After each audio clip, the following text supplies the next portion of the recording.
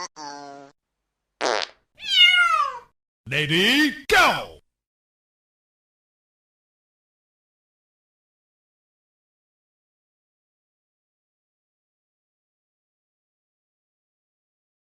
Hey y'all, it's me Bug Out. So I'm sitting here scrolling through all these suggestions that YouTube is spitting out there, and I come across this one that's kind of got me thinking. I'm like, first of all, what is a finance channel doing posting food prepping hazards? Okay, so let's go through this, see what's up with it. Okay, hold up. Put my cigar out so we can go through this and commentate. So they say. That's what they call it. Hopefully no one will call while I'm doing this video. So let's check this out. No, I don't want to watch on TV. Blowing when you realize just how many items on the grocery store shelf aren't quite what they seem. I've got the tea on a few of them for you today, and trust me, once you get the 411, you might just reconsider what you toss into your shopping cart. So let's kick things off with canned or packaged tuna. I mean, tuna is pretty basic, right? Should be a no-brainer. Right. Unfortunately, it seems like some companies played fast and loose with the label. During an investigative spree, one company found that a whopping 21 of the brands they checked out didn't even have real tuna in them. What Crazy, could it be? Right? What could it be? Instead of that familiar fish we love, these cans were packed with something called escalar. Now, if that doesn't ring a bell, you might know it by its other names. Butterfish or oilfish. Here's where things get wilder. Japan, known for its seafood delights, banned escalar way back in 1977. Why? Well, they claimed it was too toxic. And if the toxicity doesn't make you raise an eyebrow, we get notifications. the side effects just might. Diarrhea and, anal leakage. Anal Yikes. leakage. What the hell is that shit? So if you crack shit? open a can and the tuna is eerily white, like super opaque white, that's a red flag right there. It's probably not tuna. Number 2, fake steak. We've all heard about the infamous meat glue, but do we really know the deets?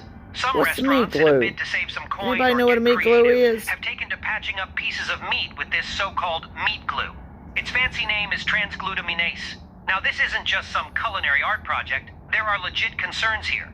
First off, the process means the meat is being handled more, which means more chances for bacteria to hitch a ride. And here's the kicker. The makers don't need to disclose the nitty-gritty on how this glue is concocted. Initially, my shad's on. Gotta hurry up. From cows or pigs. Over time, they shifted to just fermenting bacteria to churn out the enzymes needed for this adhesive. That's but there's some weird a haze shit. of mystery around it all. That's so weird. next time you're dining out and about to indulge in a juicy filet mignon, it might be worth a quick ask. Hey, any meat glue in this? Any meat glue. Rolling in at number 3 is the breakfast superstar maple syrup. Now, when you picture pouring that amber liquid onto your pancakes or waffles, now he's you're talking probably trash. thinking you're dousing them in pure tree sap goodness. Hate to burst your bubble, but a lot of commercial maple syrups are actually maple-flavored sugar syrups. Some companies opt for dark brown sugar, others for refined that's why I sugar, don't buy and they just toss in some maple flavoring and voila, fake maple syrup. instant maple syrup. Oh, and let's not forget the dreaded high fructose corn syrup making an Real appearance maple in some syrup's brands, gonna cost you an arm and a because leg. these knockoffs don't have the natural antioxidants real maple syrup boasts. Manufacturers have to add preservatives like sodium benzoate and ascorbic acid to ensure it doesn't turn bad before you've even finished half the bottle. Now, for number 4, let me introduce you to the mysterious world of the so-called crab sticks, or imitation crab. Ever wondered why it's so much cheaper than real crab? That's because it's often labeled as surimi, which is basically a fancy term for fishy leftovers. Fishy leftovers. Think of it as the fish version of a hot dog. They mash up different kinds of fish, throw in some starch, could be from potatoes, wheat, corn, or even tapioca, for good measure, and spice things up with a little MSG for that flavor kick. But here's the fun part. It doesn't actually taste like crab. So in comes the crab flavoring, along with some protein boosters like egg white or soy You got any protein. of this stuff in your To preps? sweeten the deal, That they fake add sugar and stuff? sorbitol. Let's not forget the oils, usually soy or other vegetable varieties. And because everyone wants their seafood salad to last forever, not really, but you get the drift, they sprinkle in a dash of sodium benzoate. The piece de resistance? A touch of coloring to give it that fresh from the ocean look. So, the next time you spot imitation crab at the store or in a sushi roll, you'll be in the know about its origins. Yeah. All right, are you keeping up? I'm always trying amazed at the to. ingenuity, Now that you took or half my perhaps freaking diet audacity, out. of the food industry when it Not comes really. to these clever substitutions. Stick around as we keep exploring this intriguing world of food doppelgangers. Number 5, extra virgin olive oil. Now, I've previously delved deep into this topic in a Yeah, I've video, learned this a and long what time I found ago. might just ruffle a few feathers. Ready for this? About 80% of what's labeled as extra virgin olive oil is pulling the wool over our eyes. Extra virgin is the creme de la creme of olive oil. It's swiftly processed, cold-pressed, and packed with antioxidants. Come on, When you come get a on. whiff or taste of the real deal, it's a sensory treat. It has this tantalizing fresh smell. And when it hits Okay. your taste buds, there's this lively, grassy note and a zesty tickle Why at the back of is your a throat. Finance That's when Daily you know you're doing getting those this? sought-after phytonutrients. I just But the don't imitations? understand. Oh, they're bland as bland can be. Bland. I personally had my olive oil awakening in Italy, and it was a game changer. Now, just a sniff is all it takes for me to spot the fakes. And here's the kicker. Got some Many of fake these olive oil imitations in aren't your pure preps? olive oil. They're often mixed with oils like canola or a hodgepodge of other oils. Yeah. This means you're often getting an oil that's been heated, stripped of nutrients, and Fake well, shit. Just isn't say what it fake. claims It's to be on fake. the It's label. fake. Number 6, Parmesan cheese. Oh yeah. Now, Yeah, the this very one right here is name should gonna make tear you you a think new of Parma, one. Italy, right? I can almost picture it, relishing authentic Yeah. Parmesan cheese in a rustic Italian setting. Sadly, what we often get, Yep. especially in the U.S., is a far cry from the real You got some thing. of that stuff Instead in of your pure prepping Parmesan, closet many that products got the contain a green blend label of on cheaper it? cheeses like cheddar, or even powdered mozzarella. But wait, there's more. Some contain added cellulose. Sounds harmless, but it's essentially wood pulp, and mold inhibitors. Here's where it gets wild. The FDA actually greenlights the sale of this Parmesan. The justification? Cellulose is from natural sources. Ain't but that when you some realize shit? that it can make up to 20% of the product, it's kind of mind-boggling. You can eat That's tree right. bark. Nearly a fifth of what you might See? be sprinkling on your spaghetti could be See? wood. Sneaky, right? It's a genius way for companies Yeah. to cut costs. Real but not so Parmesan great for us cheese consumers is gonna seeking cost you an arm and a leg too. Number 7 is the sunshine in a glass. Freshly squeezed orange juice. Yeah. I mean, who doesn't love the idea of fresh oranges being lovingly squeezed every morning to produce that Well, that's the tangy, only way you refreshing can get juice? it is freeze But it, here's the thing. squeeze it Not fresh. all commercial freshly squeezed juices are what they seem. The reality is that many of these juices get cozy in humongous storage tanks for several months. Ain't that And to make sure nothing? they don't go bad during this extended vacation, Listen to all the chemicals. oxygen, which gives the juice its fresh taste, is stripped away. So Yeah. what you end up with is a flavorless liquid. But the brands have got that covered too. Oh yeah, more Before fake packing, these shit, juices more get a facelift chemicals. with orange flavor packs, which are engineered to make the More juice taste chemicals. fresh. The irony, right? So the next time you take a sip, remember it might not be as fresh from the tree as you imagined. Yeah. For our 8th Yeah. revelation, Oh, let's this talk is about gonna a set morning me ritual off. for many. Coffee.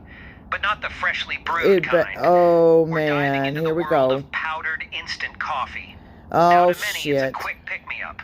To others, it's a sacrilege to the world of coffee connoisseurs. Here But we regardless go. of which camp you're in, there's something you should know. Some instant coffee blends come with an assortment of unexpected ingredients. Think cereals, caramel, starch, malt, and even figs. That doesn't sound too much like coffee, does it? And then there's a slightly more concerning aspect, acrylamide. This chemical forms when coffee beans are roasted, but guess what? Instant coffee tends to have more than double the acrylamide content than its brewed counterparts. And here's the This is real what kicker. pisses me off. I got Regular consumption tons of instant acrylamide coffee. Isn't great news. It's linked to nervous system issues and might even up your risk of certain cancers. So, Ain't while that a some cup now shit? and then Everybody might gotta be rain okay, on the it's something parade. to think about if instant coffee is your daily go-to. Man, the things Fuck you him. find out when you dig I'm a little so, deeper oh, into I'm the food sick and now. beverage world. That's all I drink is Always instant good to be coffee. I'm informed, though. screwed. Maybe All that's right, what's wrong with stay my with nervous me. system. There's more to uncover. Gonna find out. At the 9th spot, we have the blueberry products. Oh, Ever boy. grabbed a blueberry muffin from a coffee shop, anticipating those juicy bursts of real berries with every bite? Well, you might have been met with a sweet deception. Many products that shout blueberry from the rooftops are giving you the old bait and switch. See? Instead of the real antioxidant The only thing I berries, could think of many is why products this serve is up on imposter finances, is because you blueberries, spend money on crafty food. concoctions made of sugar, corn syrup, starch, hydrogenated What oil, the artificial hell? flavors, and of course, that telltale Come blue dye. on. It's as if they invited a stand-in for the blueberry to the food party, Oh my hoping we wouldn't gosh. notice the switch. But hey, now that we're onto them, those faux blueberries won't get past our discerning eyes. Number 10, white chocolate. I don't But do hold white on to your chocolate. sweet tooth because there's a twist in this tale. Despite its name, white chocolate is a bit of an outsider in the chocolate family. Why? Because genuine chocolate has cocoa solids, and our creamy white counterpart skips this entirely. Instead, it dances to the tune of cocoa butter, sugar, and milk products. While there's nothing inherently wrong with this, the issue arises when brands cut corners. Some manufacturers, especially in the more commercial arena, think it's okay to be stingy with the cocoa butter and swap it out for cheaper fats. The result? A white chocolate that might feel waxy in your mouth and leave your taste buds wanting more. Yeah. Oh, and there's a fun tidbit for our last revelation.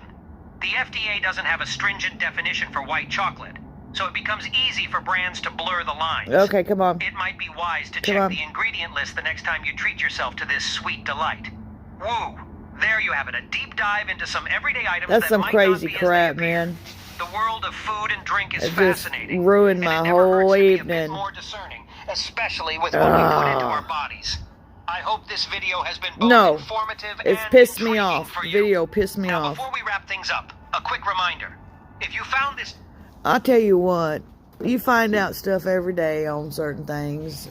And, and part of prepping is trying to, get the buck to go a little bit farther and do things that you can do. And, of course, ultimately, you want to grow your own blah, blah, blah, blah, blah. I don't know of any freaking coffee farmers in the prepping community. Please. So I'm kind of ticked off about the instant coffee thing. But you know what? It is what it is. So y'all keep on prepping. Just something to think about. Gotta go check out Mad Chad.